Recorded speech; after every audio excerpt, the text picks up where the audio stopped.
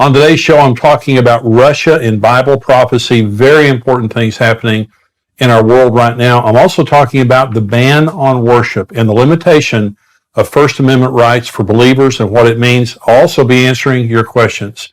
I'm Jimmy Evans. Welcome to the Tipping Point Show.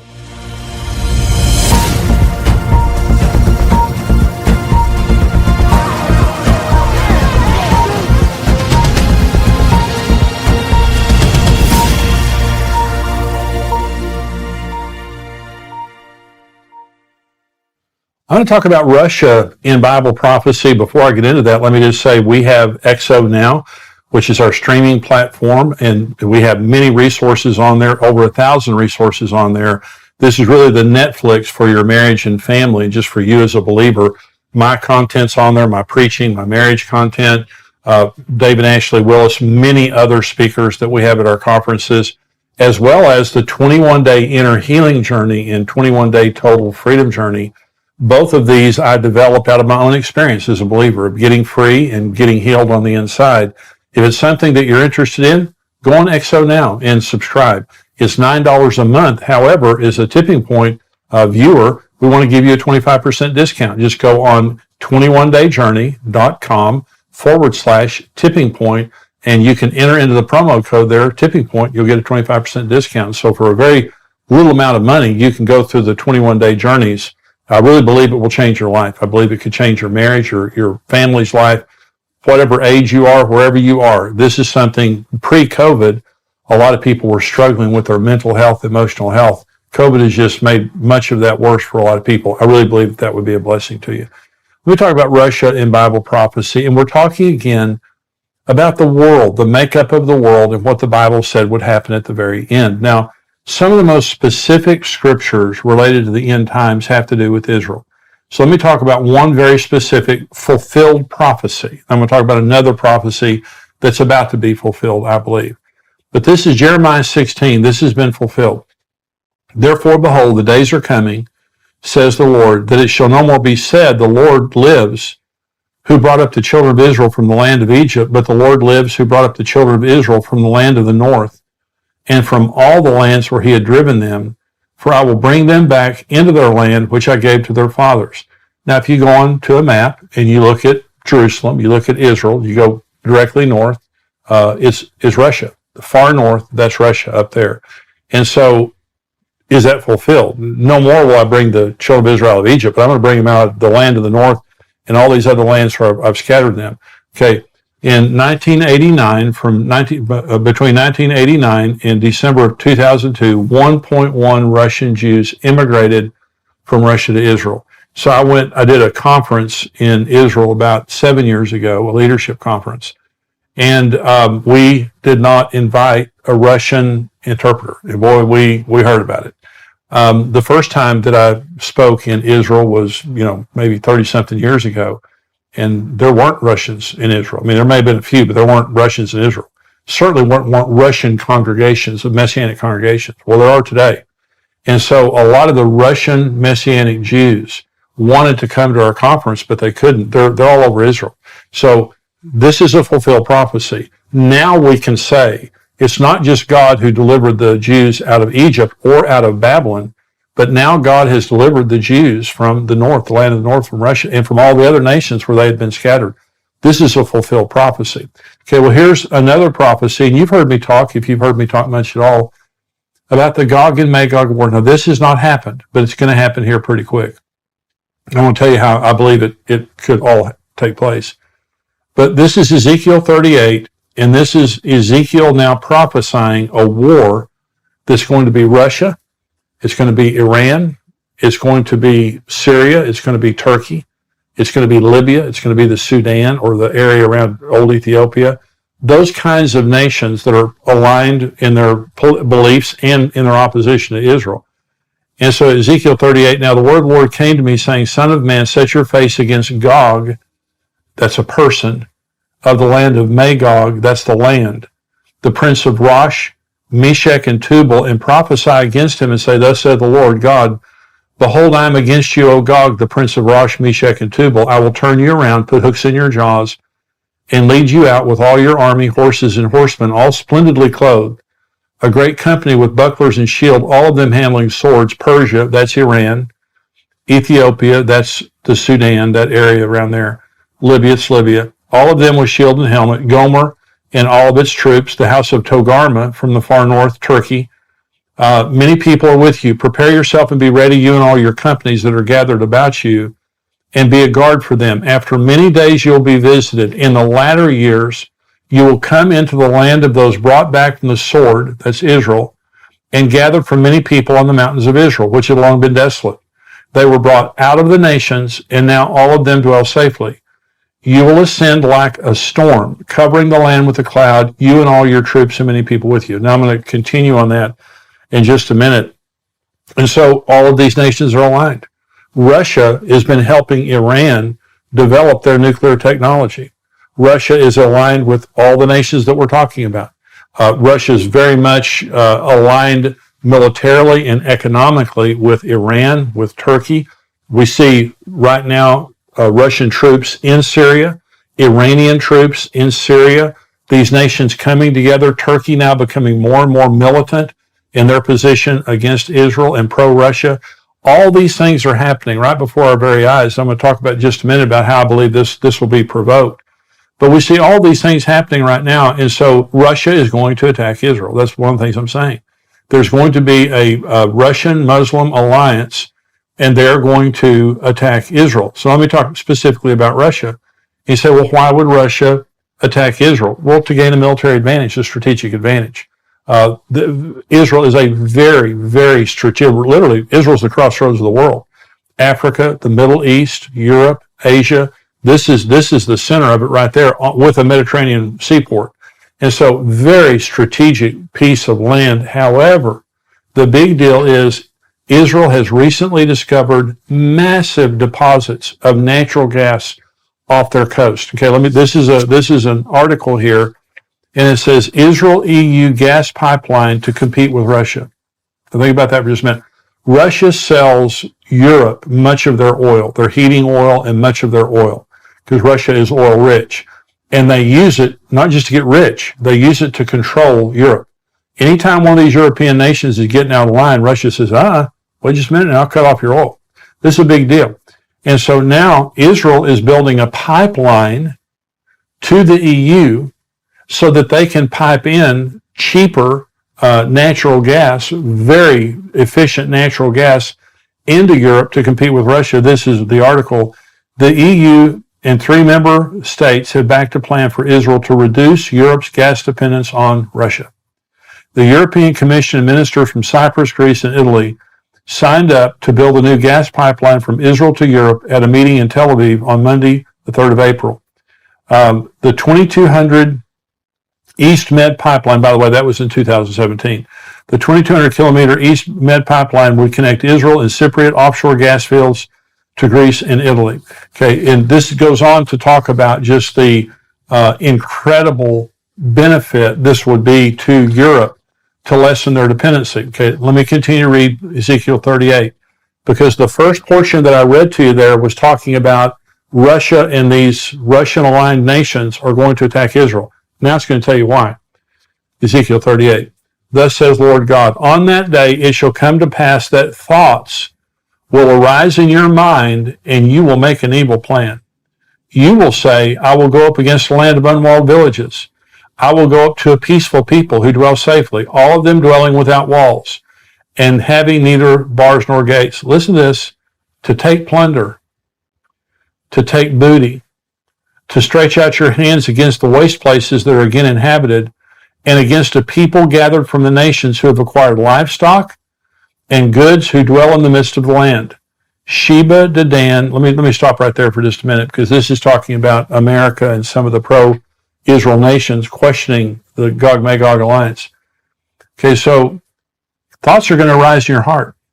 First part of the text I read to you says, I'm going to put a hook in your jaw. God says, I'm going to provoke this. A hook was an animal hook. And when a farmer had an animal that was stubborn like a mule, they put a hook in its mouth and drug it around. And so God is saying, you don't have a choice in the matter. I'm going to provoke you. I'm going to put a hook in your jaw, all of you, and I'm going to drag you down the mountains of Israel. I'm going to destroy you myself. Now here it's saying, thoughts are going to rise in your heart. You're going to have these thoughts that come to your mind that say, you know something? All that stuff that Israel has, they don't deserve it. We need to deal with the Middle East problem right now, but we need that stuff. And they're taking money out of our pocket. That natural gas that they're sending to Europe, they're lessening Europe's dependence upon us, and that hurts us financially, and it hurts us politically. And so thoughts are going to rise in your heart, and you're going to come down to take plunder, to take booty, and to come against people who now have gathered back into the land, and these are rich people. Well, let me say several things. The first time I was in Israel was probably around 1985, something like that.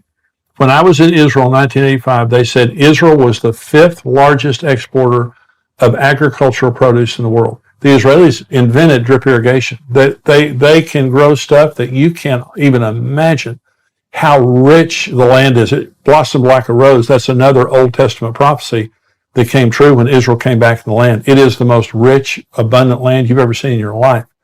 The Dead Sea has over 1 billion tons of chemicals in it. We swam in the Dead Sea. You don't swim in the Dead Sea. You just kind of lay on top of the water. It's like motor oil.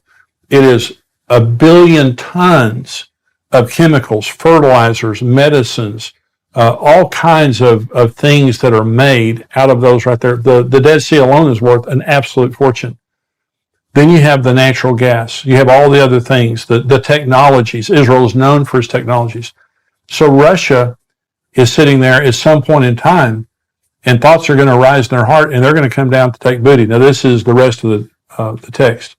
Sheba, Dedan, the merchants of Tarshish, and all their young lions will say to you, have you come to take plunder? These nations are going to say to them, hey, we know why you're here. Have you gathered your army to take booty, to carry away silver and gold, to take away livestock and goods, to take great plunder? So here's the interesting thing. Sheba, Dedan, Tarshish, and her young lions. Sheba and Dedan, that's the Arabian Peninsula.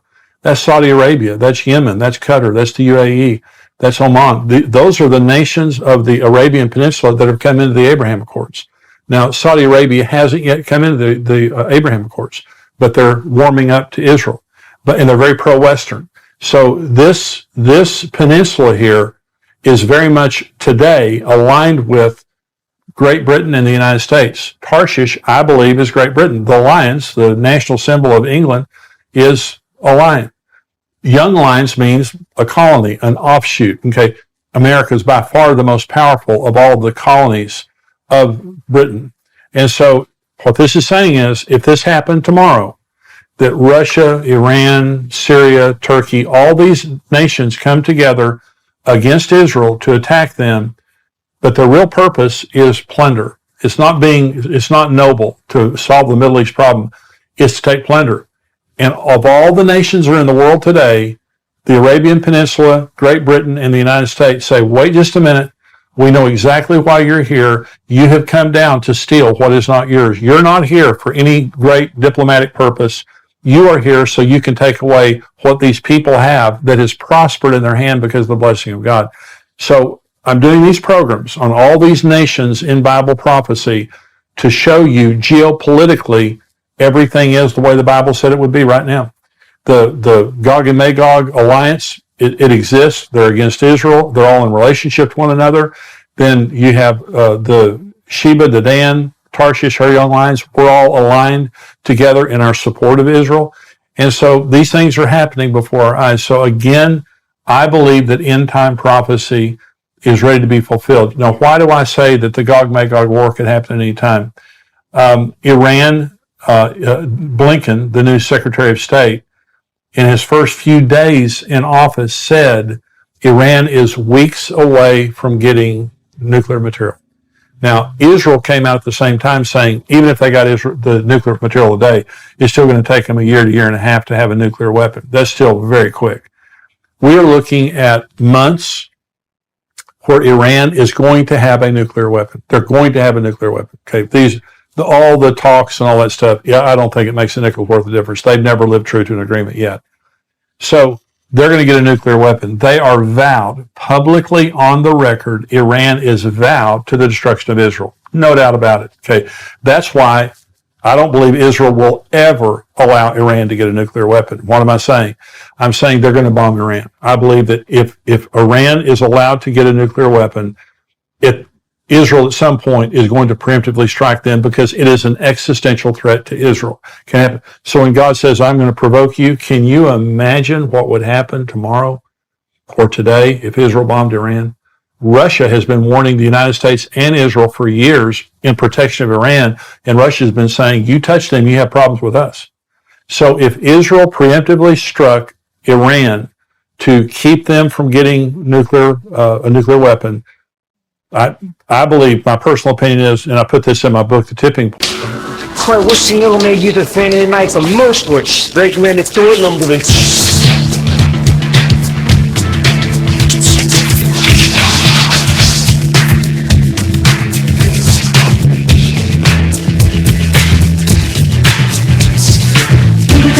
tonight, every local is left to try.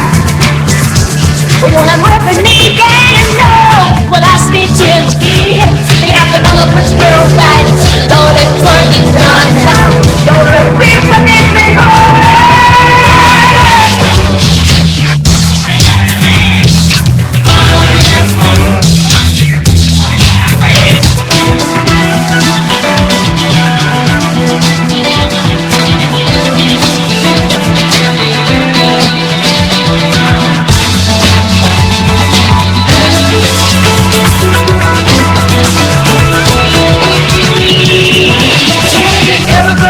We're never gonna stop, we're gonna keep on dancing. On and out, till the moment we're up the end of cloud.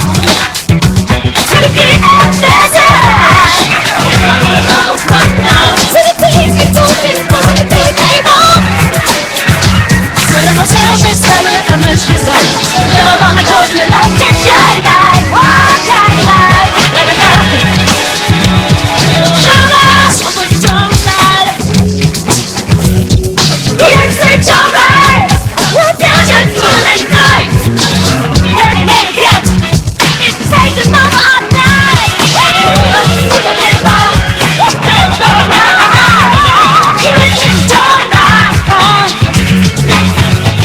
Let's keep this finish time! Let's go die! Get this is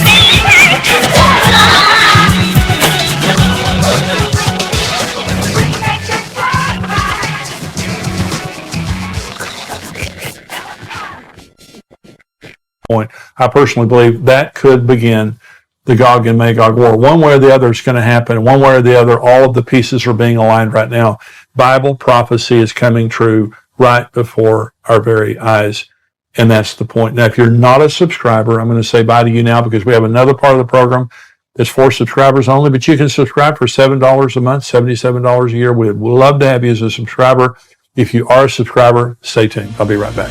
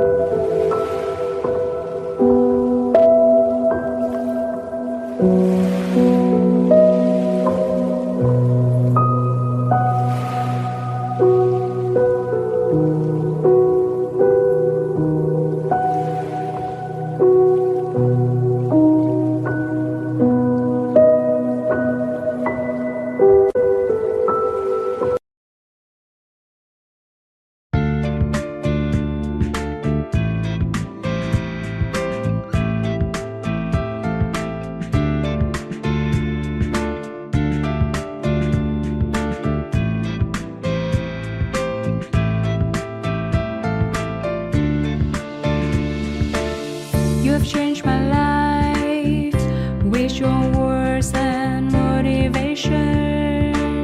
You helped me to become a better person. I feel so great about your love. Never felt that before. You have changed my life with your words and motivation. You helped me to become a better person. I feel so great about your love. Never felt that before. You are not only good by heart, but you also have a good soul. I'm lucky to find someone as wonderful as you are. I am so thankful to you for coming in my life and making it so nice.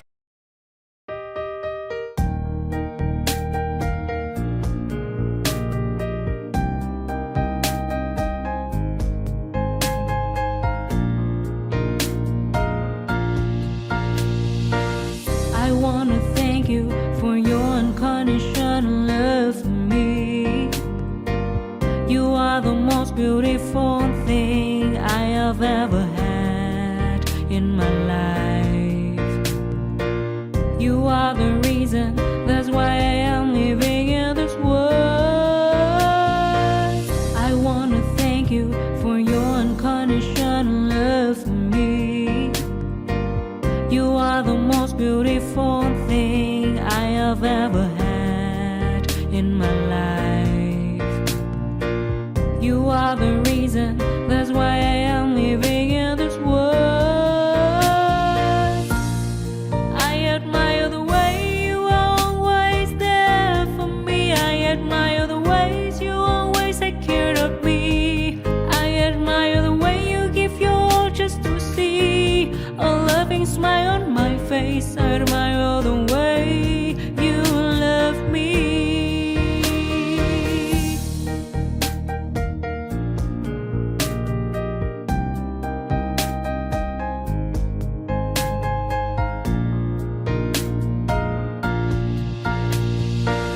I wanna thank you for your unconditional love for me. You are the most beautiful thing I have ever had in my life. You are the reason, that's why I am living in this world. I admire the way you are always there.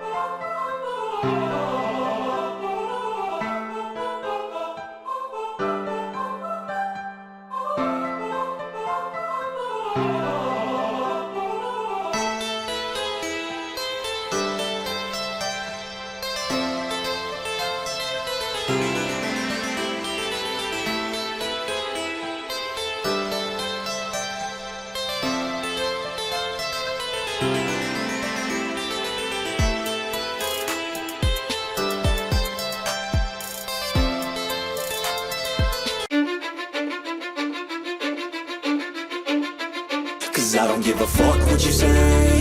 Yeah, I'ma do shit my way. So you can go kick rocks, I'ma stack bricks up, build what I want to make. Yo, I got a lot of shit to say, so I'ma do this every day. I'll be writing things until I'm fucking buried in my grave. 6 feet deep under, but my body won't decay. Cause my messages are timeless, so they'll put them on display. Oh yeah, I rap with a certainty, I have a sense of urgency. A message for eternity, for everyone internally. I had some people burning me, but now they fucking learn to see I ain't the one to fuck with. Now they looking nervously, and I don't really care what you think of me respectfully. You can kick rocks if you think you're fucking better, see. I will outwork you, turn you to an enemy. Hurt you so bad that you're gonna need some therapy. I got the motherfucking recipe. I've been cooking up hits, I'ma leave a legacy. You'll be looking small when you're standing right next to me. I'm 5'10", bitch, but I'm 10 feet Cause I next don't to give me. a fuck what you say. Yeah, I'ma do shit my way. So you can go kick rocks, I'ma stack bricks up, build what I want to make. Cause I don't give a fuck what you say. Yeah, I'ma do shit my way. So you can go kick rocks, I'ma stack bricks up, build what I want to make.